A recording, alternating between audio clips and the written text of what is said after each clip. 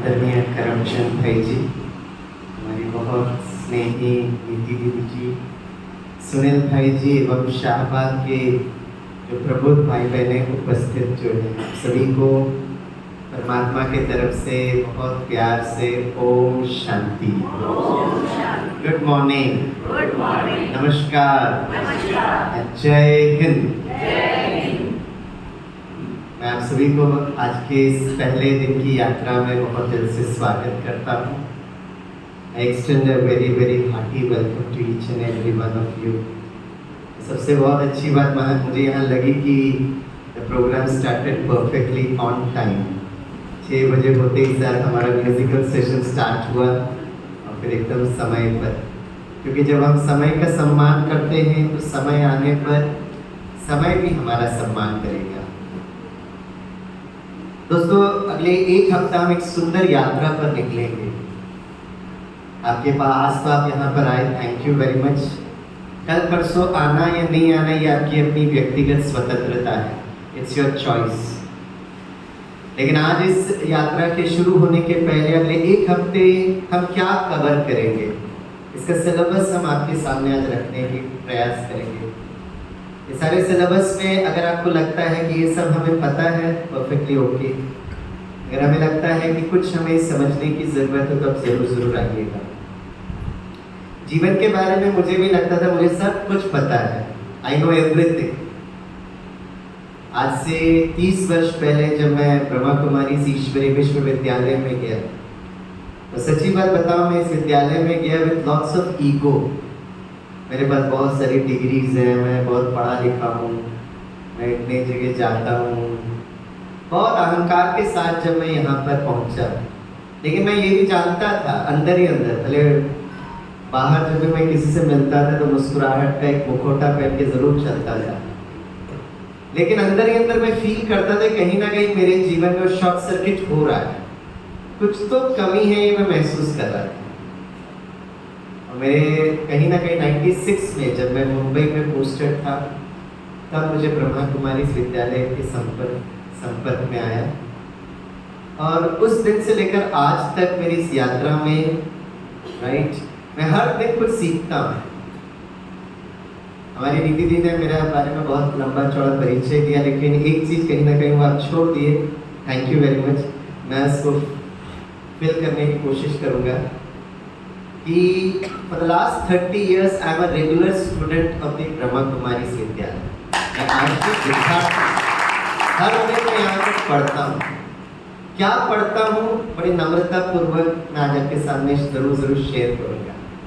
Topic इतना सुंदर topic दीदी ने सेलेक्ट किया है, हम अपनी जिंदगी को वाह कैसे बनाएं, और खास करके मेरा पूरा जो दिनचर्या हो वो joyful day and a very beautiful restful sleep कैसे। सारा दिन मैं कितनी खुशी के साथ, और जब मैं रात को सोऊं तो बड़े मुस्कुराते हुए चैन की नींद में कैसे करूं। ये सारा जो इसको अगर हासिल करना है तो भारत का एक बहुत प्राचीन विधि है दोस्तों, जो श्रीमद् भगवद गीता में भी इसका जिक्र है, और वो है राजयोग। सारा जो टेक्निक जो मैं आपके साथ शेयर करूंगा, it's a very beautiful ancient wisdom, जिसको हम लोग राजयोग कहते हैं। अक्सर कर लोग अपने जीवन के भाग्य को और जीवन की दिशा और दशा को समझने के लिए अक्सर करके हम लोग ज्योतिष के पास जाते हैं, और कहा जाता है astrology is a very beautiful science. ज्योतिष एक बहुत बड़ा विज्ञान है। तो शाहबाद में भी अगर आपका कोई ज्योतिष होगा तो अक्सर लोग जाते हैं अपने जीवन के और भाग्य को समझने के लिए। तो ज्योतिष जो होता है वो कहता है कि अपना हाथ दिखाइए, वो आपका हाथ देखते देखते आपका चेहरा देखेगा और कहेगा बहन जी आपके जीवन में तो राहु केतु का ढिशुम चल रहा है। आप कहेंगे भाई साहब एकदम राइट बोला। ये ज्योतिष को कैसे पता चलता है, वो हाथ को देखते देखते देखते हमारा चेहरा देखता है, फेस। कहते हैं हमारा जो चेहरा है ये हमारा मन का दर्पण है। Face is the index of our mind. एक काम करिएगा, आज हम लोग राजयोग क्या है इसको समझेंगे। कुछ लोग ऑलरेडी जानते हैं, कुछ लोग नए हैं। इस राजयोग का एक हफ्ते का हम एक यात्रा पर चलेंगे। It's not just a one stand of session, it's a beautiful journey. एक हफ्ता में इस राज्यों की यात्रा में चलेंगे और फिर जो राज्यों का आप यहाँ से सीखेंगे दोस्तों, उसको 21 दिन तक अभ्यास करिएगा, 21 डेज। और अगर आपको अच्छा लगेगा तो एक्सटेंड फॉर 90 डेज। 90 डेज क्यों जरूरत है, मैं आपको साइकोलॉजी के आधार पर अगले 2-3 दिन जरूर शेयर करूंगा। 90 दिन के बाद अर्थात 3 महीने के बाद फिर से ज्योतिष के पास जाइए। ज्योतिष आपका हाथ देखते देखते आपका चेहरा देखे वो कहेगा, बहन जी आपके जीवन में तो राजयोग आ गया। ज्योतिष शास्त्र में सबसे सर्वश्रेष्ठ योग अगर माना गया है दैट इज राजयोग। वैसे मनुष्य ज्योतिष के पास कोई ऑप्शन नहीं, इसलिए वो हाथ को देखता है। लेकिन भाग्य विधाता परमात्मा अगर हमारे भाग्य को अगर देखना चाहे, स्टडी करना चाहे, तो इन हाथों को नहीं देखता। क्यों? क्योंकि हिंदी में बहुत अच्छी सुंदर कहावत है, आपने भी सुना होगा। कहते हैं, इन हाथों की लकीरों पर विश्वास मत करना, इन हाथों की लकीरों पर विश्वास मत करना, क्योंकि तकदीर उनकी भी होती है जिनके हाथ नहीं। तो भाग्य विधाता परमात्मा अगर किसी के भाग्य को देखना चाहे तो कहां देखेगा? मस्तक, यहां। As you think, so shall I create my destiny। जैसा मैं संकल्प करता हूं वैसा मैं अपना भाग्य बना सकता हूं। कैसा संकल्प करना है, क्या करना है, ये परमात्मा के राज्यों की विधि के द्वारा बहुत आराम से हमको बताते हैं। तो हम ये जो टेक्निक यूज करेंगे, that's a beautiful ancient wisdom of Rajyoga. Rajyoga एक विधि है, इसको हम कहां पर जीवन में अप्लाई करेंगे वो हम जरूर देखेंगे। सिलेबस ऑफ दिस प्रोग्राम मैं 5-6 केंद्र बिंदु आपको बताऊंगा, इस पर आज चिंतन करना और कल सुबह 5-5:15 बजे तक इस पर चिंतन करिएगा। और ये 5 बातों में अगर आपको लगता है दोस्तों ये आपके लिए या आपके परिवार और विशेष आपके बच्चों के लिए अगर जरूरत है, तो मैं चाहूंगा कि कल सुबह फिर से आप टाइम पर 6 बजे जरूर आए। और जैसे दीदी ने कहा कि अपने साथ 10 को भी लेकर आए। आप कहेंगे स्वामी भाई आप अपना प्रोग्राम का मार्केटिंग कर रहे हो, ब्रांडिंग कर रहे हो। 30 वर्ष पहले जब मैं ब्रह्मा कुमारी में आया, मुझे ब्रह्मा कुमारी से सबसे अच्छी बात ये लगी कि ब्रह्मा कुमारी में सारे कोर्स, सेमिनार्स सब फ्री होते, निःशुल्क। मार्केटिंग उसका किया जाता है कि अगर मैं कुछ परोसूं तो स्वामी भाई को कुछ फायदा होना चाहिए, राइट? इसके लिए कोई कमर्शियल एंगल है ही नहीं। मैं 1 हफ्ते के बाद फिर मैं वापस मुंबई चला जाऊंगा। फिर इस जीवन रूपी यात्रा में कभी हम मिले नहीं मिले इसका कोई गारंटी नहीं। लेकिन एक शुभ भावना के साथ आज मैं आपके सामने सम्मुख पहुंचा हूँ। जो जीवन में बहुत अच्छी बातें मुझे लगी, मुझे लगता है अपनों को हम जरूर शेयर करना चाहिए। और आप समाज में इतनी अच्छी श्रेष्ठ सेवाएं करते हो, चाहे मीडिया की सेवा करते हो, चाहे समाज के अलग अलग सेवा करते हो, तो आप जो समाज सेवक हैं उनका सेवा करने का हमें आज सौभाग्य मिला। तो 5 बातें मैं जो आपके साथ सिलेबस में कवर करूंगा। सबसे पहली बात है हमारा हेल्थ। आप में से कौन कौन महसूस करते हैं कि स्वास्थ्य, हेल्थ हमारे लिए बहुत इंपॉर्टेंट प्रायोरिटी है? वो मुस्कुराते हुए हाथ उठाएं। वेरी गुड, बहुत अच्छी, सभी जागृत। मैं बीच में हाथ उठाता रहूंगा और अगर मैंने किसी को भी देखा अगर हाथ नहीं उठा रहे मतलब वो सो रहे, और अगर मैंने किसी को भी सभा में सोते हुए देखा तो बड़े प्यार, मोहब्बत, आदर, सम्मान के साथ आपको उठाऊंगा और यहाँ पे बिठाऊंगा, उधर से पकड़ा और आपको सेवा में लगा दूंगा। और आपकी सेवा ये होगी कि आपको सभी को दृष्टि देते रहना है, और अगर सभा में कोई सो रहा है उसको भी उठा के नजदीक बिठा। कोई नजदीक बैठना तो बहुत अच्छा है। कौन कौन ये सेवा करेंगे वो जरा हाथ उठाए। अरे हाथ उठा लीजिए। वैसे मैं किसी को बुलाने वाला नहीं हूँ, लेकिन नींद के लिए सबसे बड़ी प्रॉब्लम ये है कि जब हमें नींद आनी चाहिए तब नींद आती नहीं है। मैं खास अपने विद्यार्थियों की बात करता हूँ, रात को 2-3 बजे तक नींद नहीं करते, फिर दूसरा दिन मेरे क्लास में बैठ के झपकी मारते हैं। तो नींद का भी बहुत सुंदर साइकोलॉजी है, क्योंकि स्लीप के बारे में है, तो मैं थोड़ा सा आपको इन 5 दिनों में स्लीप मैनेजमेंट के बारे में जरूर बताऊंगा। लेकिन अभी के लिए हेल्थ एक बहुत इंपॉर्टेंट सब्जेक्ट है। मुझे भी लगता था हेल्थ के बारे में मुझे सब कुछ पता है, और आजकल इतने यूट्यूब वीडियोस आ गए और हर एक हेल्थ के बारे में अच्छी भी बातें बताएं, ऐसे नहीं कि सब गलत बात होता है। और हम इतना यूट्यूब में सुनते हैं तो हमको पता लगता है कि संकल्प चलता है कि मुझे हेल्थ के बारे में स्वामी भाई आप क्या नया बताने वाले। मुझे भी ऐसा लगता था कि मुझे हेल्थ के बारे में सब कुछ पता है, और उस दिन मुझे वो भ्रांति टूटी जब मेरी अपनी mother was infected with cancer. जब मेरी मामा को कैंसर हुआ तो हमारे लिए और हमारे परिवार के लिए बहुत बड़ा शॉक था। हमने गूगल पे सर्च किया कि why do people get cancer, तो उसमें सबसे पहला जो डाटा मुझे मिला कि कैंसर इसलिए होता है क्योंकि हम स्मोक करते हैं, हम ड्रिंकिंग करते हैं, हम गुटखा खाते हैं। हमारी जो मम्मा थी she was a pure Vaishnavite lady, जिंदगी भर कभी उन्होंने नॉनवेज को स्पर्श नहीं किया। हमको लगता है कैंसर इसलिए होता है क्योंकि हम आजकल सब्जियों में बहुत सारा पेस्टिसाइड फर्टिलाइजर्स यूज करते हैं, राइट। आज के समय पर भी अगर आप केरला आएंगे तो आज भी जो पापा जो सब्जियां बनाते हैं छोटी सी जगह में, आज भी पापा कहते हैं कि उसमें कोई भी पेस्टिसाइड्स इंसेक्टिसाइड्स मत डालिएगा। मतलब उस जमाने की बात में जहाँ पेस्टिसाइड तो डालते नहीं थे, फिर मामा को कैंसर क्यों हुआ।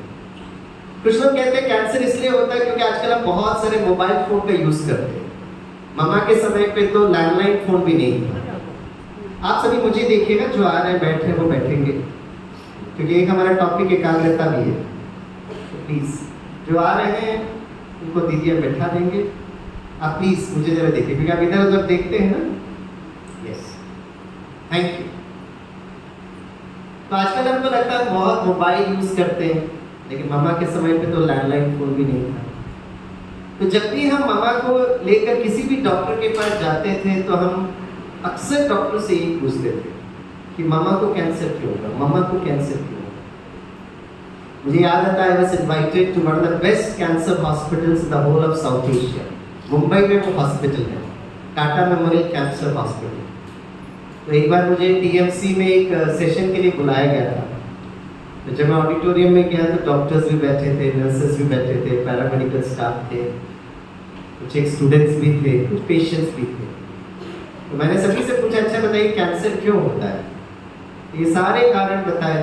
मैं कहा हाँ जी हाँ जी। फिर एक डॉक्टर ने खड़े होकर कहा, स्वामी भाई कैंसर इसलिए भी होता है क्योंकि आजकल लोगों को बहुत स्ट्रेस होता है। बस उसी की एक कमी थी, बाकी सब तो हो ही गया।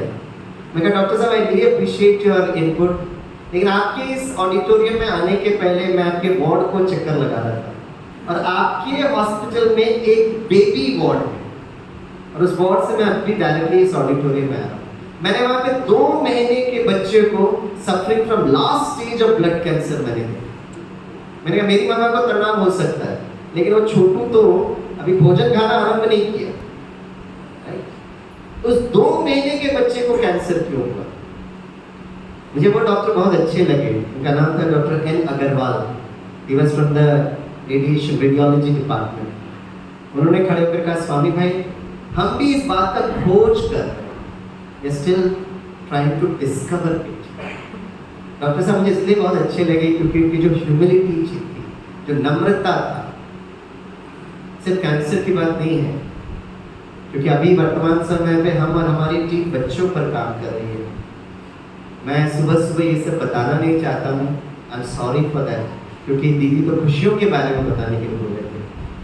लेकिन एक विज्ञान का विद्यार्थी होने के कारण मैं ये महसूस करता हूँ कि जब तक हम प्रॉब्लम को नहीं समझेंगे हम उसके समाधान के लिए तरफ जा ही नहीं सकते, राइट। और आजकल मैं देखता हूँ इतने छोटे छोटे बच्चे suffering from autism, dyslexia, dementia, down syndrome, right. इतने प्रकार, मैं सारा वो लिस्ट बताना नहीं चाहता हूँ।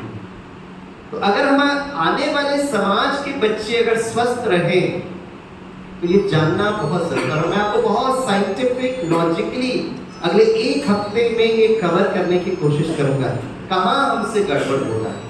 ये मैं certainly now to share with all of you। सबसे पहली बात हमारा हेल्थ। दूसरी बात, अक्सर डॉक्टर कहते हैं more than 80% diseases are psychosomatic, disease। When I'm not ease with myself, I start inviting diseases। एक व्यक्ति स्वस्थ है कैसे पता चलता है? दो चीज करना पड़ता है।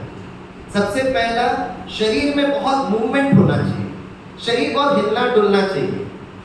इसलिए 6 बजे आप में से जो लोग आए हैं, हमारे भाई बहनों ने इतना प्यार से म्यूजिकल सेशन कराया। कौन कौन ने ये म्यूजिकल सेशन अटेंड किया? वो जरा हाथ उठाएं। वाह, कैसा लगा? कल के कौन कौन पहुंचेंगे 6 बजे? अरे वाह, आइए सबर खबर। हमारा शरीर बहुत मूवमेंट करना चाहिए, हिलना चाहिए, डुलना चाहिए, मूवमेंट करें। लेकिन हमारा मन जो है वो स्थिर होना चाहिए। The body should give movement, the mind should be still. और अगर आजकल के बच्चों को अगर आप देखेंगे तो जस्ट ऑपोजिट है। खास युवा पीढ़ी भाई बहनों, एक ही जगह बैठे रहेंगे, लैपटॉप मोबाइल, हिलेंगे नहीं, और मन भाग रहा है, भाग रहा है, भाग रहा है। कहाँ भागता है? अब मेरे साथ बोलिए, सभी बोले क्या, जोर से बोले क्या, क्यों, कैसे, कब, कहाँ। अब इसको इंग्लिश में रिपीट करेंगे। मैं हिंदी बोलूंगा, आप उसका इंग्लिश अनुवाद करेंगे, राइट? क्या इंग्लिश में बोलिए। माय गॉड, आप लोग इंग्लिश में बड़ी सुपर है। I am very impressed. मुझे लगा हरियाणा के लोग हरियाणवी और हिंदी से बोलते होंगे। अच्छा, आपको इंग्लिश भी आता है? क्यों इंग्लिश में बोलिए। अरे वाह, कैसे, अरे वाह, कब, कहाँ, सुपर। अब क्या, क्यों, कैसे, कब, कहाँ, टिम टिम टिम इंग्लिश में बोलिए। क्या हुआ? शाबाश के भाई ने। Why, what, when, where, how। ये मन भाग रहा, भाग रहा, भाग रहा है। मैं आपसे पूछना चाहता हूँ, क्योंकि मैं एक शिक्षक हूँ, बचपन से लेकर पोस्ट ग्रेजुएशन पीएचडी तक, क्या भारत में ऐसा कोई विद्यालय है जो हमारे बच्चों के मन को स्थिर करने के लिए सिखाए? क्योंकि मैं पूरे भारत के मेजॉरिटी यूनिवर्सिटीज में मैं ट्रैवल किया, आईआईटी से लेकर, आईआईएम से लेकर, एनआईटी से लेकर, निफ्ट से लेकर, एनआईटी से लेकर, एम्स से लेकर। सबसे मैं बड़े प्यार से पूछता हूँ, हाथ ऊपर लेकर जाना, राइट लेकर जाना, सब कर सकते हैं, लेकिन मन को एक जगह टिकाना नहीं कर पाते। इसलिए आप देखते हैं इतने हाइपर एक्टिव बच्चे जन्म ले रहे हैं। इसे एक बहुत इंपॉर्टेंट बात है, मन का प्रबंधन कैसे करें। मैं जितने भी आईआईएम्स में जाता हूँ, मैं बच्चों से बड़े प्यार से पूछता हूँ, how do you define management. बच्चे आज कितने बच्चे, इतने वंडरफुल बच्चे, इतने क्रिएटिव, बड़े बुद्धिमान बच्चे होते हैं। मैनेजमेंट जो होता है ना दोस्तों, it is managing 5M: man, material, money, missionary, methodology. देश के प्रधानमंत्री हो या कोई इंडस्ट्री के मालिक हो या घर में रहने वाली गृहिणी हो, करते यही है, management of resources, human resources, material, money, missionary, methodology. फिर मैंने बच्चों से पूछा, अच्छा बताइए बच्चों, ये 5M को मैनेज करने वाली सत्ता मन, ये मन मैनेज करता है इसको। कितना प्रतिशत सिलेबस मन के बारे में आज हमारे आईआईएम के बच्चे स्टडी करते हैं? बच्चे इतने प्यारे, एक खड़े होकर कहते हैं, sir out of syllabus sir, मन के बारे में नहीं पढ़ाया। इसे चारों तरफ आप कॉन्फ्लिक्ट देख रहे हो, क्योंकि अपना मन को मैनेज कर नहीं पा रहे। इसलिए मन प्रबंधन करना ये बहुत जरूरत है। तीसरी बात, तीसरा एक बहुत इंपॉर्टेंट इश्यू है, क्योंकि जब हम अपने आप को मैनेज नहीं कर पा रहे हैं, हमारे लिए सबसे बड़ा जो चैलेंज आज हो रहा है, एंड दैट इज रिलेशनशिप, संबंधों में। मुझे याद आता, आज से 25 वर्ष पहले भारत का एक बहुत सुंदर यूनिवर्सिटी है, मुंबई में उसका हेडक्वार्टर्स है, जिसको टिस कहते हैं। उसका फुल फॉर्म आप सभी जानते होंगे दोस्तों, Tata institute of social sciences. उन्होंने एक सर्वे किया था, आज मैं 25 साल पहले की कहानी बता रहा हूँ। जब मैंने वो पेपर में उसका सर्वे पढ़ा, तो उन्होंने क्या किया, 25 वर्ष पहले मुंबई के जो दंपतियां हैं, यंग मैरिड कपल्स, उनके मैरिड लाइफ के ऊपर सर्वे किया, और उनका निष्कर्ष क्या था, 25 years before, more than 60% of the young married couples first year में डिवोर्स में पहुंच गए। उस समय मोबाइल फोन भी नहीं था, 25 साल पहले की कहानी बता रहा हूं। अगर आपको लगता है कि मैं थोड़ा बड़ा चढ़ाकर कह रहा हूँ तो एक काम करिए, शाहबाद के नजदीक अगर कोई भी फैमिली कोर्ट हो, चाहे वो कुरुक्षेत्र हो या कहाँ पर होगा, अब वहां पे जाइएगा, थोड़ा सा डाटा को निकालिएगा। पिछले साल 2024 में 1 जनवरी से लेकर अप्रैल 20 तक कितने डिवोर्स केसेस आए, जस्ट चेक करिएगा। और 2025 में 1 जनवरी से लेकर अप्रैल 20 या कल तक कितने डिवोर्स केसेस पहुंचे, और आपको वो क्वांटिटी समझ में आए। वैसे फैमिली कोर्ट के लिए जाने की जरूरत नहीं है, आजू बाजू थोड़ा नजर घुमाइएगा, कितने मैरिज के इनविटेशन कार्ड हमको मिलते हैं और कितना खुशी से हम सज धज कर श्रृंगार करके जाते भी हैं, अच्छे से भोजन भी करते हैं, वापस भी आते हैं।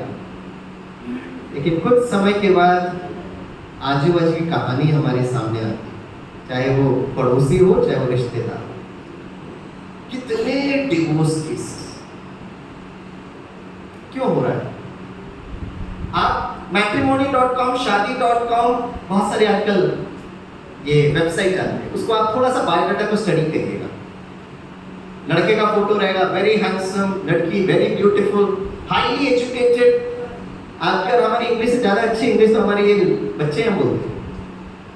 Both of them highly educated, बहुत अच्छी सैलरी, शादी होती है, हम सभी जाके उनको दुआएं देते, ब्लेसिंग्स देते हैं।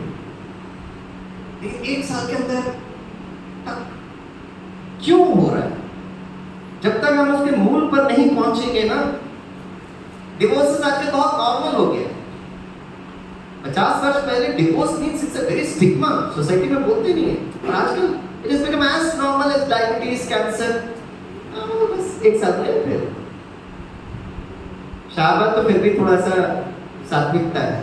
मुंबई में तो बच्चों को हम देखते हैं क्या हालत पर जा रहे हैं। सुपर, ऐसे शब्द मुझे इस आध्यात्मिक मंच में बोलना भी अच्छा है। लेकिन डिवोर्स लेना स्वतंत्रता है, नहीं जम रहा है, ठीक है। लेकिन जब हस्बैंड वाइफ के बीच में छोटू आ जाता है and the baby is tossed between the husband and wife and the family court, और ड्रामेटिक केस होता है। संबंधों में हम कहां गड़बड़ कर चुके? बच्चों को हम पढ़ा रहे हैं, अच्छी शिक्षा दे रहे हैं, हमारे घर के संस्कार भी मोरलेस ठीक है, उनकी फैमिली भी अच्छी है, लेकिन रिलेशनशिप की हालत खराब है। What is the missing dimension? तीसरा, चौथा, तो बहुत इंपॉर्टेंट बात है, संबंधों से जुड़ा हुआ है। ये आपकी भी जरूरत है या नहीं मुझे नहीं पता है, लेकिन 30 वर्ष पहले जब मैं ब्रह्मा कुमारी में आया था, मेरे लिए सबसे बड़ी प्रॉब्लम थी। और आज मैं बड़ी खुशी से कहता हूँ, थैंक्स टू राजयोगा, मैं उस पर बहुत हद तक तो मैनेज कर पा रहा हूँ। आपकी जरूरत है नहीं मुझे नहीं मालूम, लेकिन the fourth one is anger management. Shahabad के लोगों को गुस्सा वुस्सा तो नहीं आता होगा? आता है कि नहीं आता है? अरे ऋषि मुनि की नगरी है भाई, ये गुस्सा आता है कि नहीं आता है? आता है। My God, very honest people है। आप में से कितनों को लगता है गुस्सा करने से प्रॉब्लम सॉल्व होता है? नहीं, वो दीदी कह रहे हैं। अब सोचने की बात ये है, बचपन से लेकर आपको और हमको, चाहे हमारे माता पिता हो, चाहे हमारे शिक्षक हो, चाहे हमारे गुरुजन हो या अड़ोसी पड़ोसी कोई भी, आज तक कोई हमें ये नहीं सिखाता है कि स्वामी भाई थोड़ा गुस्सा करो। सिखाया? हमेशा हमारी टीचर्स ने यही कहा, शांत रहो, शांत रहो, शांत रहो। अब विडंबना की बात यह है कि शांति हमें सिखाते जा रहे हैं, लेकिन हम शांत हो नहीं रहे। क्रोध हमें कोई सिखाता नहीं है, छोटी छोटी बातों पे गुस्सा आ रहा है। एक क्रोध प्रबंधन करने के लिए करना क्या चाहिए? तो एक बार मैं बॉम्बे आईआईटी में सेशन ले रहा था, तो सारे बच्चे बैठे थे। मैंने कहा बताइए कि क्रोध प्रबंधन करने के लिए हमें क्या करना चाहिए? क्या करना चाहिए क्रोध प्रबंधन करने के लिए? अरे कुछ तो बोलो, क्या करना चाहिए? मौन रहना चाहिए। वाह, सचमुच ऋषि मुनि के संस्कार झलकते आपके। क्या करना चाहिए बहन? शांत रहना चाहिए। वाह, वेरी गुड। और क्या करना चाहिए? ध्यान करना। कितना सुंदर जवाब। आप मुंबई जरूर आइए, हमारे बच्चों से मिलिएगा, संग का रंग लग जाएगा। कितना मौन, ध्यान, शांत। ऋषि मार्कंडे आज कितने खुश होते होंगे। वाह, हमारे वंशज कितने प्यारे हैं। मुंबई जरूर आइएगा, मैं तो आईआईटी मुंबई में लेके जाऊंगा, क्योंकि मैंने अपने मुंबई के बच्चों से मिले, बच्चों क्रोध को शांत करने के लिए क्या करना चाहिए? एक बड़ा बुद्धिमान विद्यार्थी खड़े होकर कहता है, स्वामी सर, क्रोध को शांत करने के लिए नवरत्ना तेल लगाना चाहिए सर। What answer. प्लीज आइएगा, हमारे बच्चों को सुधारिएगा। आज भी नवरत्ना तेल लगाकर घूम रहे। नहीं, क्रोध प्रबंधन मुझे लगता है 15-20 साल हो गए गुस्सा नहीं किया। और कैसे हमने अपने ऊपर काम किया वो मैं आपके साथ जरूर शेयर करूंगा। तो ये 4 बातें, लास्ट एक बात। अब आप लोग आज आए हो तो मैं गिफ्ट जरूर दूंगा और अगले 1 हफ्ते में ये गिफ्ट मैं आपको परोसूंगा, राइट? और ये गिफ्ट आपके बच्चों के लिए और आपके पोतरों के लिए, ग्रैंड चिल्ड्रन। आप में से कितने लोग यहाँ बैठे हैं जो दादा दादी नाना नानी हैं, पोतरे जिनके हैं? वाह, दादा दादी नाना नानी को देखकर हमें अच्छा, क्योंकि दादा दादी नाना नानी को पोतरों से बड़ा प्यार होता है। तो आपके बच्चों के लिए और विशेष आपके पोतरों के लिए मैं गिफ्ट देना चाहूंगा। और वो गिफ्ट पता क्या है? एकाग्रता, कॉन्सेंट्रेशन। ठीक है? मैं जब 7वीं कक्षा में पढ़ता था तो हमारी बहुत अच्छी टीचर थी, ब्रिलियंट टीचर। वाणी इतनी मधुर की कुछ पूछो मत। तो टीचर का एक संस्कार था, पढ़ाते पढ़ाते गीत गाती थी। उनका फेवरेट एक लाइन का गीत था, कॉन्सेंट्रेट ऑन योर स्टडीज। फिर पढ़ाते फिर गीत गाती थी, कॉन्सेंट्रेट ऑन योर स्टडीज। हमको मैडम का गीत संगीत का प्रोग्राम बड़ा अच्छा लगता था। एग्जाम नजदीक आ रहे थे, मैडम फुल स्पिरिट में थी, 1 डजन से ज्यादा में गीत गाया। हमने खड़े पर पूछा, madam please tell me what is concentration. She looked at me, stared at me, मुस्कुराते हुए कहती है, Swami don't ask questions, concentrate on your studies. अरे कंसंट्रेशन क्या है तो बच्चों को सिखाए। उस दिन मैं घर में गया, घर में मेरे पापा से पूछा, पापा व्हाट्स कंसंट्रेशन। पापा का सुंदर चेहरा देखकर मुझे समझ में आ गया कि उनके लिए आउट ऑफ सिलेबस है। लेकिन बड़े लोग मानते किधर है? कंसंट्रेशन मतलब फोकस, फोकस। हमने कहा फोकस मतलब ध्यान लगाकर पढ़ाई करो स्वामीनाथन। हमने कहा ध्यान मतलब कन्वर्जेंस, कन्वर्जेंस। हमने कहा कन्वर्जेंस मतलब एकाग्रता। हमने कहा एकाग्रता मतलब कंसंट्रेशन। हमने कहा पापा पहले वही पूछ रहे थे, आपने जो जवाब दिया ना उसको हिंदी में पर्यायवाची शब्द कहते हैं, इंग्लिश में उसको सिनोनिम्स कहते हैं, सिमिलर वर्ड्स। अब दूसरा दिन जब हम क्लास में आए तो मैडम आई, गुड मॉर्निंग स्टूडेंट्स। हमने कहा good morning madam, where is Swaminathan. हम साइड में बैठे थे। स्वामीनाथन कल कितना सुंदर प्रश्न पूछा, आज हम आपको जवाब देते हैं। मुझे भी बड़ी उत्सुकता हुई कि मैडम अपने गीत संगीत का भाव समझाएंगे। मैडम ने कहानी सुनाई, महाभारत की कहानी। पांडवों और कौरवों के गुरु, क्या नाम था गुरु का? गुरु द्रोणाचार्य। अब सारे योद्धाओं को वो एकाग्रता सिखा रहे थे। लक्ष्य क्या था? पंछी की आंख। कहानी से बोर मत होना, आपको पता है कहानी, लेकिन क्लाइमैक्स बड़ा इंटरेस्टिंग है। और आप घर जाकर पोतरों से प्रश्न पूछना, कल आपके पास टाइम है तो पोतरों को यहाँ भेजना, राइट? और ये प्रश्न बहुत इंपॉर्टेंट है। लक्ष्य था पंछी की आंख। तो सारे धनुष बाण लगाने लगे। तो गुरुजी ने कहा वेट वेट वेट वेट, क्या दिखाई दे रहा है? सारे पांडव और कौरव एक्सेप्ट अर्जुन ने कहा हमें वो ट्रंक दिखाई दे। ट्रंक को हिंदी में क्या कहते हैं? तना, तना। फिर उसकी टहनियां दिखाई दे रही है, पत्ते दिखाई दे रहे हैं, पंछी दिखाई दे रही है। सिर्फ अर्जुन ने कहा, गुरुजी मुझे सिर्फ उस पंछी की आंख दिखाई दे रही। टीचर ने कहानियां स्टॉप किया, मुझसे पूछा, Swaminathan did you understand concentration? मैंने कहा yes. What did you understand? मैंने कहा अर्जुन को सिर्फ पंछी की आंख दिखाई दी, तक सिखा। फिर घंटी बजा, हमारा टिफिन टाइम था। जिस स्कूल में हम पढ़ते थे ना, बड़ा प्रकृति के बीच वाला स्कूल था, पेड़ पौधे। टिफिन खाते खाते अचानक हमारी नजर सामने वाले पेड़ पर पड़ी। सारा पेड़ दिख रहा है। वो पेड़ को जाके ढूंढे जब पंछी बैठी थी, आंख आंख मले, फिर देखे सारा पेड़ दिख रहा मुझे। हम दौड़ते दौड़ते स्टाफ रूम में आए। मैडम ने कहा, madam can you please come out for a minute? Why I should come out? मैं कहा मैडम मेरे को एक छोटा सा डाउट है। स्वामीनाथन तुम कितना डाउट से परेशान करते हो। मैं कहा आ जाइए ना मैडम। अच्छी मैडम थी, बाहर आई, मैंने को पेड़ के सामने खड़ा कर दिया। मैं कहा मैडम क्या दिखाई दे रहा है? मैडम को आया गुस्सा, स्वामीनाथन सच अ स्टूपिड क्वेश्चन। अरे पेड़ के सामने खड़े हो तो बिल्डिंग दिखाई देगी क्या? पेड़ दिखाई दे रहा है। मैं कहा मैडम आपको तना दिख रहा है? यस। आपको उसकी टहनियां दिख रही, यस, पत्ते दिख रहे, यस, पक्षी दिख रहे, यस। अरे स्वामीनाथन सारा मुझे वृक्ष दिखाई दे रहा। मैं कहा मैडम मुझे ये सारा पेड़ दिख रहा है। वेरी गुड, मतलब तेरी आंखें ठीक है। मैं कहा नहीं अभी आपने कहानी सुनाई थी ना, अर्जुन को सिर्फ पंछी की आंख दिखाई देती। अब हम तो अर्जुन नहीं बने, एकाग्रता क्या समझ नहीं है। जैसे बोला तो मैडम ने घूम के देखा, बोला स्वामी मुझे भी सारा पेड़ दिख रहा है।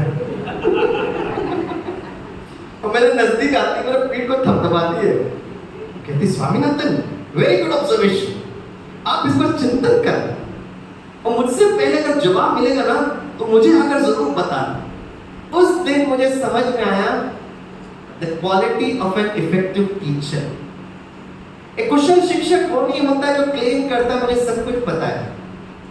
एक कुशल शिक्षक वो होता है who is open for learning, जो बहुत कुछ जीवन के रहस्य को जानना जरूरी है।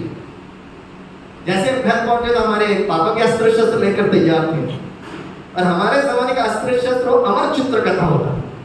बचपन में एक अमर चित्र कॉमिक किताब होती, पापा ने अमर चित्र कथा पकड़ा लिया।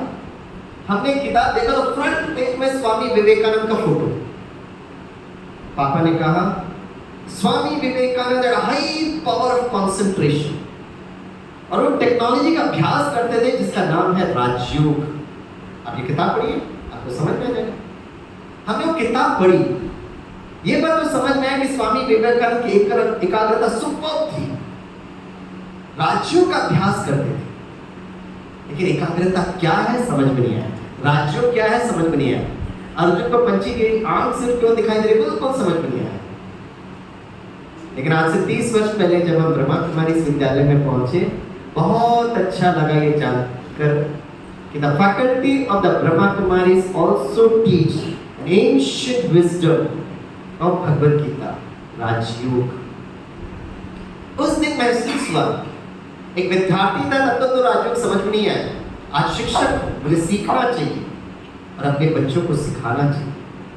आज शाहबाद में आया हूँ, मैं चाहता हूँ कि ये जो टेक्नोलॉजी मैं आपको सिखाऊं, बच्चों को सिखाऊं, पोतरों को सिखाऊं, राइट। और पता मेरा सबसे खुशनुमा दिन कब था, जब मैंने मैडम को फोन किया, रिटायर हो गई। मैंने कहा madam did you recognize me? Yes Swaminathan. मैंने कहा मैं आपसे एकाग्रता का प्रश्न भी था। हाँ जी। मैंने कहा मुझे इसका जवाब मिल गया। बोला बताइए। ऐसे नहीं बताएंगे फोन पर, जिस विद्यालय में जिसने सिखाया वहां पर आपको आना पड़ेगा। मैडम अपने युगल के साथ माउंट आबू है, और वो दिन बड़ा प्यारा दिन था। मैं स्टेज में था, मैडम एकदम सामने बैठी थी। जब सेशन खत्म होने का जब मैं नीचे उतरा, मैडम के चरणों को स्पर्श करने की कोशिश की, उन्होंने बड़े प्यार से जादू की छपरी लगाई मुझे, और सारे सभा को कहती है ही इज माय विद्यार्थी, ही इज माय विद्यार्थी। उस दिन मुझे समझ में आया एक गुरु को गुरु दक्षिणा पता कब मिलता है? जब उनके विद्यार्थी उनसे आगे बढ़े। एक दादा दादी नाना नानी पिता माँ को कब खुशी होती है? जब उनके बच्चे उनसे आगे बढ़े हर क्षेत्र। तो मैं आपसे 3 प्रश्न पूछता हूँ। आज घर में जाकर अपने बच्चों से पूछना, अपने पोतों से पूछना, और ये तीनों में अगर उनको जवाब मिलेगा तो कल उनको यहाँ पे लेकर आइएगा। हम उनका सबसे पहले सम्मान करें। हम नीति जी से बोलेंगे भाई उनको शाल उड़ाओ, उनको जो भी है ना माला पहनाना है, गुलदस्ता दो। 3 प्रश्न। नंबर 1, एकाग्रता क्या है? प्लीज पर्यायवाची शब्द का यूज मत करिए। फोकस है, ध्यान है, कंसंट्रेशन, नो। सबसे पहला प्रश्न, व्हाट इज कंसंट्रेशन? दूसरा प्रश्न, अर्जुन को पंछी की आंख कैसे दिखाई? तो आज जब ये राइट अगले 20 मिनट में मैं कर दूंगा, फिर अपना सेशन कंप्लीट करूंगा, फिर आपका सम्मान होगा, आप एकदम टाइम पर जाएंगे। जब आप बाहर निकल रहे हैं ना, तो शाहबाद में जितने भी पेड़ है ना उसको देखना, और देखना कि आपको क्या दिख रही है।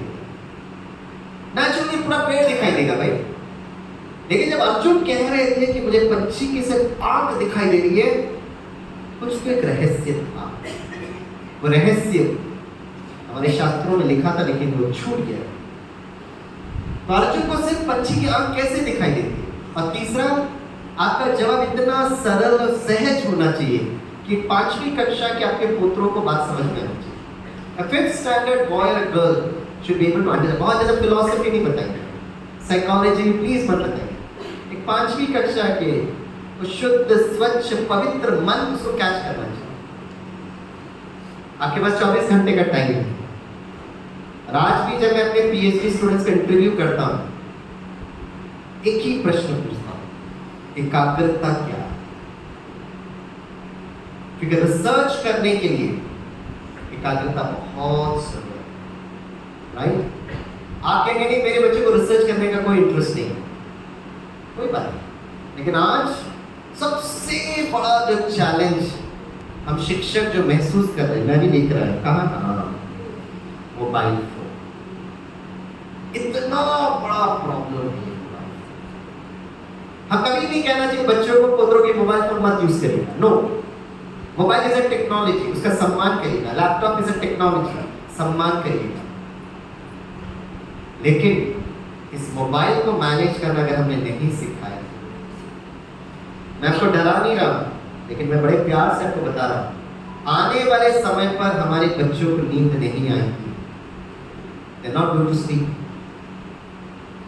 और अगर नींद नहीं आ रही है, इसलिए दीदी ने टॉपिक सेलेक्ट किया। और अगर हमारे बच्चों को नींद नहीं आ रही है तो हाई लेवल ऑफ एंजाइटी को मैनेज नहीं किया हमारे बच्चों ने, हाइपर एक्टिविटी। नींद नहीं है, एंजाइटी, हाइपर एक्टिविटी, कुछ समय का depression. Depression will lead to suicidal tendencies. Shahabad ऋषि मुनि का नगरी है, इसलिए शायद आप बचे हो। मुंबई और पुणे से हमें फोन आते हैं, केसेस हमारे सामने आते हैं। माँ ने बेटे को कहा कि आप बिल्कुल मोबाइल टच नहीं करेंगे जब तक आपकी 12वीं कक्षा का एग्जाम नहीं होता है। 6ठे फ्लोर से वो जंप करता है। बेटी लेट आ रही है, पिता कहते इतना लेट क्यों आ रही है? पंखे में लेटे। बहुत केसेस आ रहे। शायद ये शहर अभी बचा हुआ है, लेकिन मुंबई ज्यादा दूर नहीं है। संस्कार और एनर्जी फ्लो हो जाए। और ऐसे समय पे माता पिता शिक्षक इतना असहाय महसूस करते, हम करें तो करें क्या?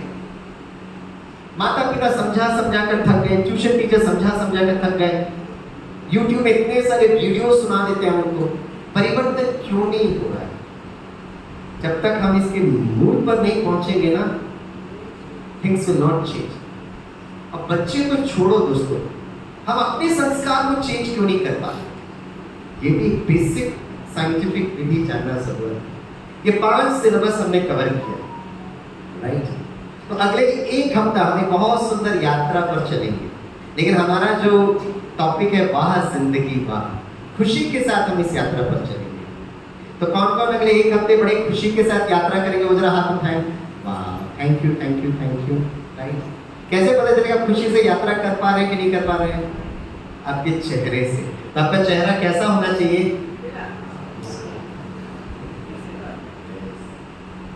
बहुत वर्ष पहले जब हम मुंबई यूनिवर्सिटी में इंजीनियरिंग प्रोफेसर थे, तो हमने अपने स्टूडेंट्स को एक फोटो दिखाया। तो एक ने खड़े होकर कहा, सर ये आपका बचपन का फोटो है क्या? हमने आपको कैसे पता चला? बोला सर उनका हेड टॉप व्यू और आपका हेड टॉप व्यू सेम है सर। कहते हैं छोटा बच्चा दिन में 300 बार मुस्कुराता और खुश होता है। कितनी बार? जोर से बोलिए। Wow, very good. छोटा बच्चा दिन में 300 बार मुस्कुराता है, और आप सभी सारे दिन में कितनी बार मुस्कुराते हैं? अच्छा, सारे दिन मुस्कुराते रहते हैं। आप अपने ईमेल आईडी और फोन नंबर दीजिएगा मुझे। हमने मुंबई के विद्यार्थियों से पूछा, एक खड़े होकर कहते हैं सर 3 बार सर, सुबह का नाश्ता, दोपहर का भोजन, रात्रि का डिनर सर। अच्छा विद्यार्थी, तो मैंने कहा मेरा मजाक उड़ाते हो? बोला नहीं सर। तो मैं ऐसे जवाब क्यों दिया?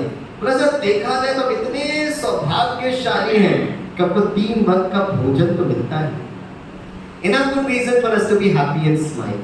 तो एक काम करते हैं, हैप्पीनेस को बढ़ाने के लिए हम आपसे एक डायलॉग बोलते हैं, okay? I wish all of you a very very happy new year. कोई जवाब ही नहीं देता है। तालियां में बजाइए, जवाब दीजिए। आई wish all of you a very very happy new year. कुछ तो बोलो। अरे ये सेम टू यू किसने बोला? ये सारा टेक्नोलॉजी की भाषा। Same to you, same to you, same to you, इसमें कहाँ हैप्पीनेस है? जब हम कह रहे हैं wish you all of you a very very happy new year, तो कैसे बोलना है बताइए। अब कुछ लोग घूम के देख रहे काहे का हैप्पी न्यू ईयर, ये फर्स्ट जनवरी है क्या? 20 अप्रैल को लैंड कर दो हैप्पी न्यू ईयर बोलते हो, आपको मेरे पर गुस्सा आ रहा है। भाई इस साल में हम पहली बार मिल रहे हैं आपसे, यस और नो, तो क्या हम हैप्पी न्यू ईयर नहीं बोल सकते? बोल सकते। I wish all of you are very very happy new year. कैसे रिप्लाई करना बताइए। आप सभी मेरा नाम लेके बोलिए, स्वामी भाई बोलिए, तो जोर से बोलो, अरे कराइए नहीं ना, मुझे हार्ट अटैक हो जाएगा। थोड़ा प्यार मोहब्बत से बोलिए, स्वामी भाई, और थोड़ा प्यार मोहब्बत बोलो, स्वामी भाई आपको भी a very happy new year. Happy बोलना चाहिए ना, शब्द आना चाहिए। थैंक यू आपने बड़े प्यार से बोला। इसी तरह मैं एक सभा को एड्रेस कर रहा था, तो सबने भी बड़े प्यार से रिस्पॉन्ड किया।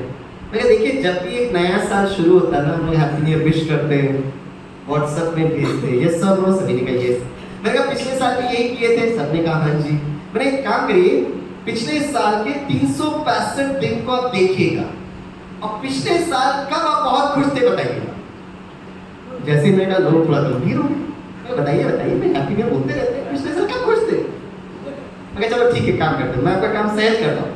आप अपनी जीवन रूपी यात्रा को देखिएगा, अब बताइए कब आप बहुत खुश थे? जैसे ही मैंने कहा तो लोगों के चेहरे में ज्यादा तनाव आ गया। मैंने कहा आधी जिंदगी गुजर गई है, हैप्पीनेस नजर नहीं आ रहा। बोलिए मैंने बहुत प्रेशर किया, एक भाई साहब ने हाथ उठाया, मैंने thank God at least there is one happy person. मैंने कहा बोलिए भाई साहब। स्वामी भाई जिस दिन मैंने गाड़ी खरीदी थी, मैं ठीक है तो खुशी से बोलो ना। नहीं ज्यादा खुशी नहीं हुई, गाड़ी तो सेकंड हैंड की गाड़ी थी। मैं अच्छा नई गाड़ी खरीदते तो खुश होते थे? हाँ जी। नहीं भाई साहब संसार के सबसे महंगी गाड़ी खरीदते तो खुश होते थे? हाँ जी। लेकिन संसार की सबसे महंगी गाड़ी कौन सी होगी? Mercedes Benz. मैंने कितनी कॉस्ट होगी? सर करीब 5-8-10 लाख की होगी। मैंने कहा ये जो Mercedes Benz Rolls Royce Ferrari होती है ना, उसमें कुछ मॉडल्स तो स्टैंडर्ड मॉडल होते हैं, लेकिन कुछ मॉडल कस्टमाइज्ड मॉडल होते हैं। आपके पास जितना धन है उसके हिसाब से आपको गाड़ी बनाकर देते हैं। इसकी एक रेंज होती है and the range is from 20-25 lakh से लेकर 2 करोड़ तक। आपके मेरे पास 10 करोड़ है तो 10 करोड़ की भी गाड़ी बनाते हैं, कस्टमाइज्ड मॉडल होती है, आपके लिए खास बनाते हैं। मैंने कहा 2 करोड़ की नई मर्सिडीज बेंज खरीदेंगे तो खुश होंगे? अरे कब से बोल रहा मैं बहुत खुश होऊंगा। मैंने कहा वेरी गुड। उसी तरह ईश्वर ने भी, प्रकृति ने भी हमें बहुत सुंदर शरीर रूपी मर्सिडीज बेंज की गाड़ी दी। अब इसकी कॉस्ट कितनी है बताइए? 2 करोड़ के नीचे नहीं बोलूंगा। हाँ सर अनमोल है सर, इनवैल्यूएबल है, प्राइसलेस है, बहुमूल्य है। मैंने कहा डॉक्टर्स ने इसकी कॉस्टिंग करने की कोशिश की। कैसे किए? आंखों में प्रॉब्लम है तो आई गो टू आई स्पेशलिस्ट, मुझे फीस देना पड़ेगा। दिल में प्रॉब्लम तो हार्ट स्पेशलिस्ट, किडनी में प्रॉब्लम तो किडनी स्पेशलिस्ट। सारी कॉस्टिंग की गई। अब पहली बार जब किसी डॉक्टर ने ये मुझे बताया, उस दिन मैं इतना खुश हुआ जब उन्होंने कहा स्वामी भाई the economic cost of this wonderful Mercedes Benz जो प्रकृति ने हमें दी है, इसकी कॉस्ट है अप्रोक्सीमेटली 220 करोड़ रुपए। कितना? 220। ज्यादा जोर से नहीं बोली बहन जी, ये तो आज शाम को इनकम टैक्स वाला आपके घर पे आ जाएगा। बाप रे 220 करोड़ का इन्वेस्टमेंट का रिटर्न फाइल नहीं किया।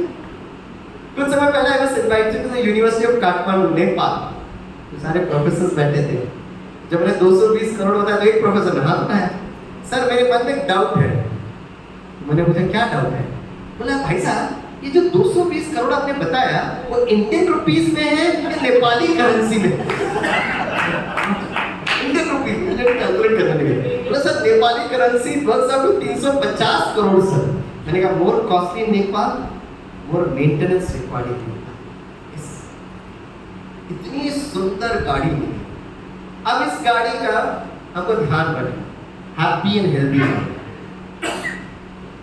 अब हमारे हेल्थ का सिचुएशन क्या है? वैसे हेल्थ बहुत इंपॉर्टेंट है क्योंकि आपने सुना होगा हिंदी में कहावत है, जान है तो जोर से बोलिए सभी, जान है तो जहान है।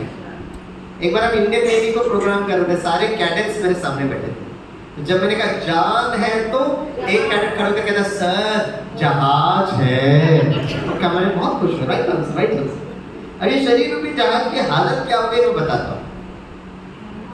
15 या 20 वर्ष पहले अगर किसी व्यक्ति को दिल का दौरा पड़ा, हार्ट अटैक, उसके लिए 3 कंडीशन बहुत जरूरत था। पहला कंडीशन हमारी उम्र 40 वर्ष के ऊपर होना था, दूसरा कंडीशन थोड़ा मोटापा, ओबेसिटी कहते हैं उसको, और तीसरा कंडीशन जेनेटिक कैरेक्टरिस्टिक्स, अनुवंशी। लेकिन आज सुबह आप सबके लिए खुशखबरी ये है कि आज किसी भी व्यक्ति को दिल का दौरा पड़ने के लिए सिर्फ एक कंडीशन की जरूरत है। बताइए कौन सी कंडीशन? कौन सी कंडीशन? नहीं, टेंशन तनाव आप बड़े यूज नहीं कर सकते, प्लीज दादी नानी मत यूज करें। वो तो हमारे छोटे छोटे छोटे प्यारे प्यारे मीठे मीठे बच्चों ने उसको में बेचैन करते हैं। मैं बताता हूँ, आज किसी भी व्यक्ति को दिल का दौरा पड़ने के लिए सिर्फ एक कंडीशन की जरूरत है, और कंडीशन है आपके पास दिल होना चाहिए। ऐसा मैंने करने की जरूरत नहीं। मोटा हो, पतला हो, काला हो, गोरा, किसी को हार्ट अटैक होता है। हार्ट अटैक होता है तो डॉक्टर के पास भागते हैं, तो डॉक्टर को prescribe bypass surgery. What's a bypass surgery? Main road block होता है, हम लोग बाईपास रोड निकालते हैं। लेकिन अगर हमारी जीवन शैली परिवर्तन नहीं हुई, कुछ समय के बाद बाईपास रोड भी ब्लॉक हो जाए। परमानेंट सॉल्यूशन क्या है? परमानेंट सॉल्यूशन है स्वस्थ जीवन शैली, जहां पर हम शरीर के साथ अपने मन का ध्यान रखें। ध्यान करना नहीं है, ध्यान रखना है। क्या बोला मैंने? ध्यान रखना है। और आप लोगों को ध्यान रखना बहुत अच्छा है। परिवार का ध्यान रखते हो, बिजनेस का ध्यान रखते हो, बच्चों का ध्यान रखते हो, घर का ध्यान रखते हो, ध्यान रखते हैं ना, गाड़ी का ध्यान रखते हो, तो ध्यान रखना आपको आता है। बस एक चीज को ऐड करो, मन का ध्यान रखना सीखो। और ये मन को ध्यान रखने की जो विधि है उसको हम राजयोग। तो आज मैं एक डायलॉग बोलूंगा, बड़े ध्यान से सुनो। अगर हमने अपने मन का ध्यान रखा, सारा दिन खुशी में रहने की टेक्निक सीखी, रात को बड़े प्यार से सोना सीख लिया, तो जो दिल की धमनियां जो तनाव और टेंशन के कारण बंद पड़ जाती है, मैंने सही बोला था, वो धीरे धीरे खुल जाएगी without bypass surgery, without open heart surgery. ये मैं बोलूंगा तो मुझे पता है कि आप विश्वास नहीं करेंगे, लेकिन मैं एक आध्यात्मिक व्यक्तित्व को आपके सामने लेकर आऊंगा। अगर वो कहेंगे कि जो डॉक्टर स्वामीनाथन बोल रहे उस पर चिंतन करिएगा, तो मुझे विश्वास है कि आप उन पर जरूर विश्वास करेंगे। ये आध्यात्मिक व्यक्तित्व कौन है, मैं आपको हिंट देता हूं। जैसे आप उनको स्क्रीन पर देखेंगे ना, आप सभी का चेहरा गुलाब की तरह खिल उठेगा। जैसे जब वो आएंगे जरा जोर से तालियां बजाएं, सर प्लीज कम सर, आ रहे वो दरवाजे से नहीं आएंगे, वो स्क्रीन से आएंगे, राइट? Sir please come. वर्तमान समय में सर कहाँ है इतना मुझे कुछ आइडिया नहीं है, लेकिन आप उनको देखकर आपको बहुत अच्छा लगेगा, इसे तालियां जरूर बजाना। Sir today we are in this beautiful city of Shahabad sir, Markandeya sir, Rishi Markandeya sir, yes sir, very close to Kurukshetra sir, 20 kilometres 20-25 kilometres from Kurukshetra sir, yes sir, yes sir, आ रहे हैं।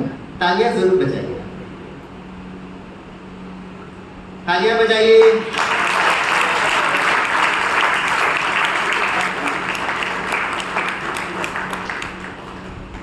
His Excellency the ex-President of India, Bharat Ratna late doctor Kalam sir.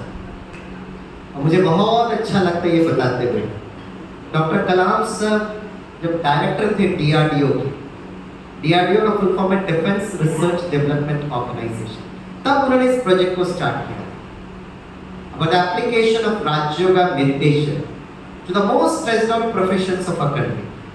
आपको जो तनाव होता है उसका मैं बड़े प्यार से सम्मान करता हूँ, लेकिन सबसे ज्यादा जो तनाव होता है this uniform forces, police, paramilitary, military forces.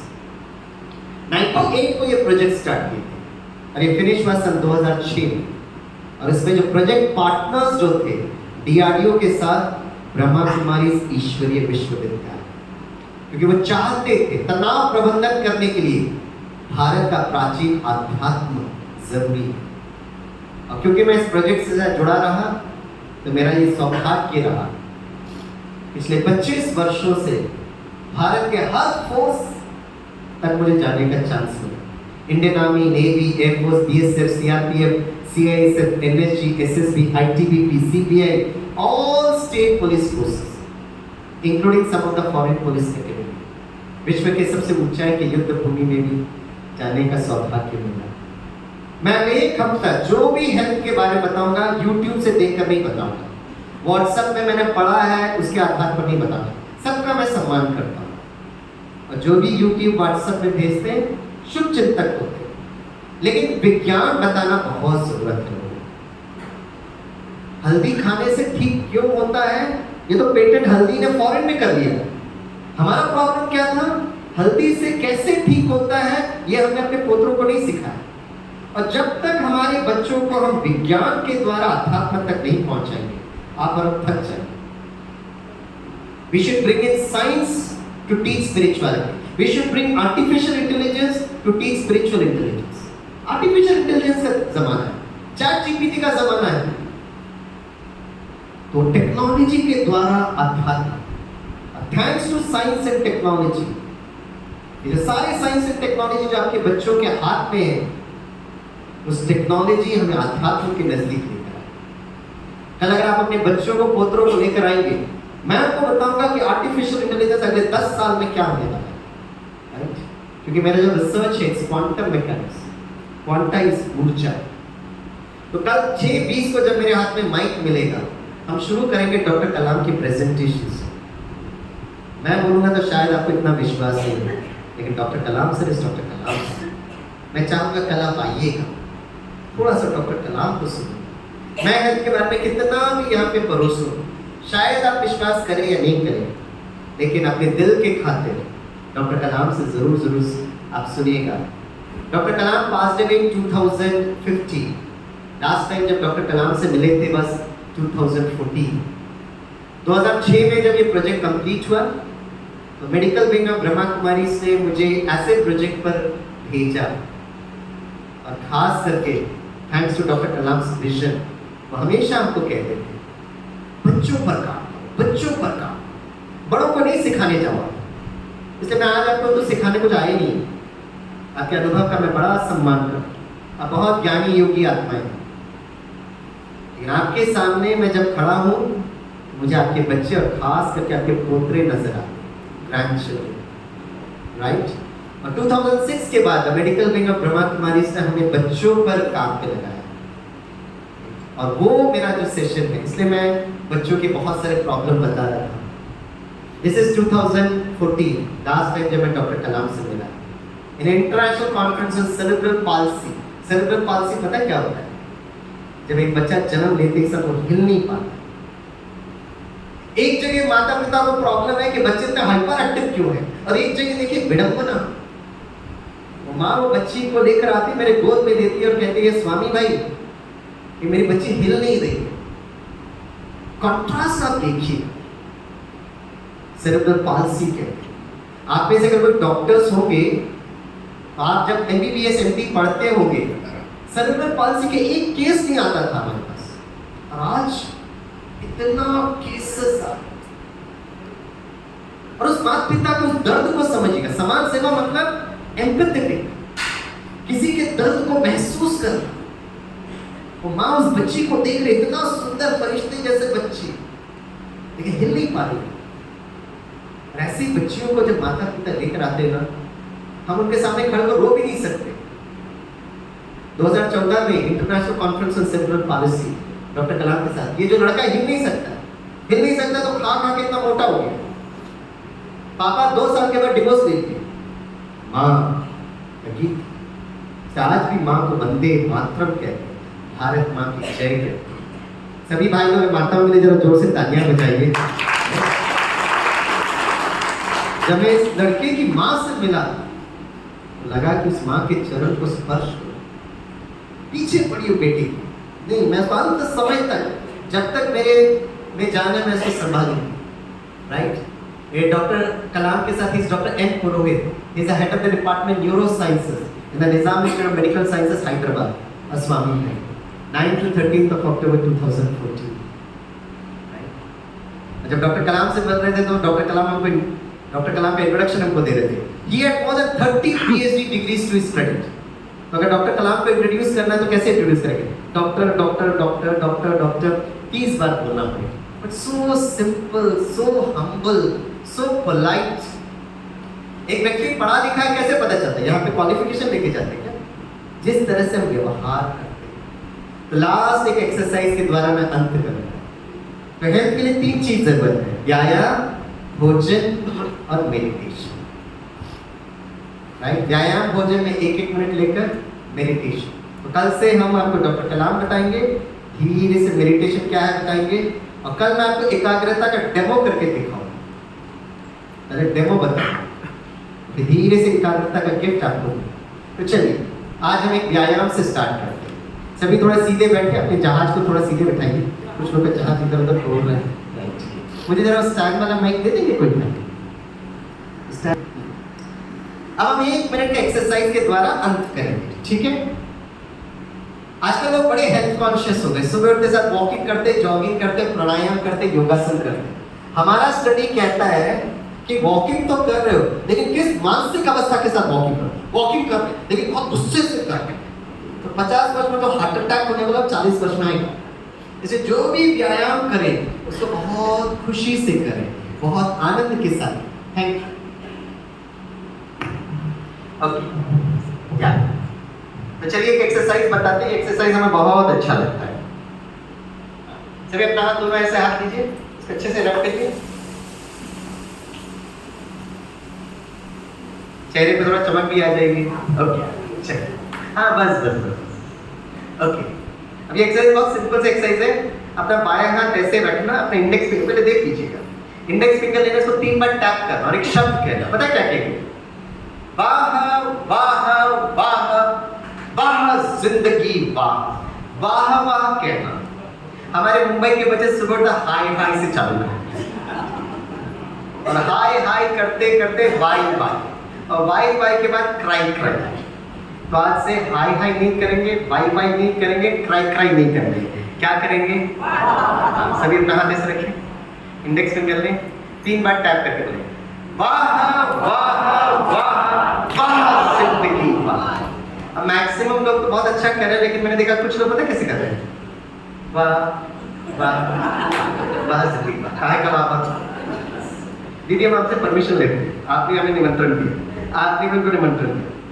अगर मैंने किसी को भी देखा वाह वाह वाह, तो बड़े प्यार और मोहब्बत से आपको बुलाऊंगा, गुलदस्ता गुलदस्ता पकड़ा दूंगा, सबके सामने करना पड़ेगा। कहना है जो परमिशन? बहुत अच्छी चीज करें। वैसे मैं किसी को बुलाने वाला नहीं हूँ, दिल आपका, जहाज आपका, करना तो करोगे, तो छोड़ो, आजादी का अमृत महोत्सव चल रहा है। लेकिन ये क्षण जीवित है, अगला क्षण का कोई भरोसा नहीं। क्या मैं इस क्षण को बड़े आनंद के साथ जी सकता हूं क्या? That is a philosophy of Rajyoga. ये क्षण, दिस सेकंड, और जितना खुशी से वाह करेंगे ना, your brain would release happy hormones. उसको एंडोर्फिन्स कहते हैं, एनकेफेलिन्स कहते हैं, डॉक्टर्स की भाषा में उसको गुड कोलेस्ट्रॉल कहते हैं, सिंपल भाषा में it is called as happy hormone, dopamine release होता है। ठीक है, तो बहुत खुशी से करेंगे, लेकिन जोश के साथ होश होना जरूरत है। आजू बाजू के जहाज का थोड़ा सा ध्यान रखें, ठीक है? सभी अपना हाथ रखिए, इंडेक्स फिंगर लीजिए, बड़े खुशी से बोलिए वाह वाह वाह वाह जिंदगी वाह। कितना अच्छा लगा। अब 2 लेकर क्या करना है, 3 लेकर क्या करना है, 4 लेकर क्या करना है, 5 लेकर क्या करना है? कल ठीक 6 बजे आप पहुंच जाएंगे। और ये करने से आपके पुत्रों को एनर्जी कैसे मिलेगी? कल मैं आपको क्वांटम मैकेनिक्स सिखाऊंगा, क्योंकि मेरा पीएचडी का एरिया है। ऊर्जा कैसी बहती है, आप सभी आ जाए, मुझे बहुत बहुत अच्छा लगा। और इस समाज को बाह-बाह बनाने के लिए आपका बड़ा योगदान है, चाहे आप मीडिया में हो, चाहे आप समाज में रहते, भले आप कोई सा भी कर्म करते हो। तो आज समाज सेवा प्रभाग के द्वारा मैं आप सभी का बहुत प्यार से स्वागत भी करता हूँ, और हम चाहेंगे कि ब्रह्मा कुमारी विद्यालय है ना, उस परम समाज सेवक परमात्मा की तरफ से हम आपका बहुत प्यार से आदर और सम्मान करना चाहेंगे। Thank you very much. ओम शांति, जय जय।